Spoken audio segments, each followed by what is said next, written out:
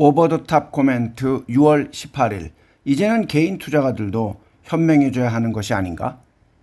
금융당국은 이번 달 말까지 예정이 되었던 공매도의 전면 금지 조치를 내년 3월까지 연장하기로 했습니다.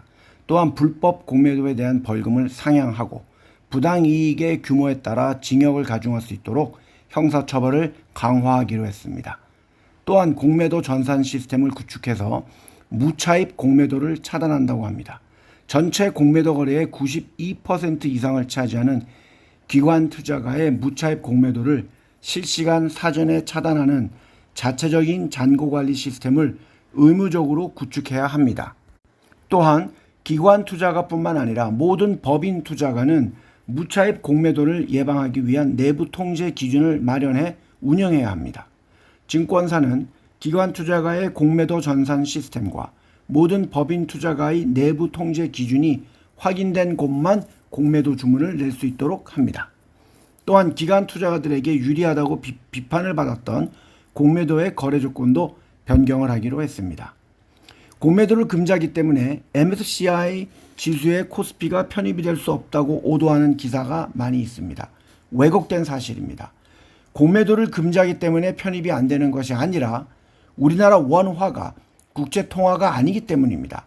외국인 투자가가 원하는 시간에 원하는 양만큼의 원화를 사고 팔고 할 수가 없기 때문에 MSCI 지수에 편입이 안 되는 것입니다. 솔직히 개인 투자가들은 공매도를 자주 할 수 없습니다. 공매도로 하는 것은 기관 투자가나 외국인 투자가라고 할 수 있습니다.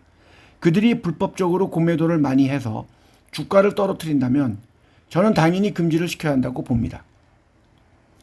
국내 저축은행들은 올해 1분기 동안 약 3천억 원에 달하는 부실 대출을 손실 처리한 것으로 나타났습니다. 고금리 상황이 지속되면서 대출 연체율이 급격히 증가한 결과로 특히 부동산 프로젝트 파이낸싱과 가계 및 개인 사업가의 대출에서 회수 불가능한 채권이 늘어났기 때문입니다. 전국의 79개 저축은행을 대상으로 한 1분기 경영 성적 공시를 보면 금융기관이 채권의 회수 가능성이 없을 때 이를 회계상의 손실로 인식하는 절차를 말하는 대손상각의 규모가 총 2,948억 원이 되었고 이것은 지난해 처리된 1,149억 원보다 약 2.57배나 증가한 수치입니다. 저축은행 관계자들에 의하면 올 상반기 중 추가적인 대손상각 규모는 약 2천억 원에서 3천억 원에 달할 것으로 예상하고 있으며 특히 부동산 프로젝트 파이낸스 구조조정 작업이 본격화됨에 따라 부실 채권 발생량의 증가가 늘어날 것으로 보입니다. 따라서 이자가 높다고 예금을 하면 안 되는 상황입니다. 얼마 전에 제가 에버그린 자산운용의 부도율과 국내 은행 및 저축은행들의 부도율을 비교해서 알려드린 것이 있습니다. 한국의 저축은행들의 부도율은 상당히 높은 수준입니다. 한국의 은행 중에서 제주은행은 에버그린 자산운용의 부도율보다도 높습니다. 또한 이번에 처음 발행이 되는 개인 투자가용 국채 이자는 10년물은 3.69%, 20년물은 3.725%입니다. 1년에 1억 원까지 가입이 가능하며 신문의 기사에 의하면 20년 만기 채권에 1억 원어치를 매입해서 만기까지 가져가면 원금의 2배 가까운 돈을 받는다는 것입니다. 너무 낮습니다. 10년 만기 채권에 세금 내기 전의 이자는 44%입니다. 세금을 낸 후에는 37%입니다. 역시 또한 낮습니다.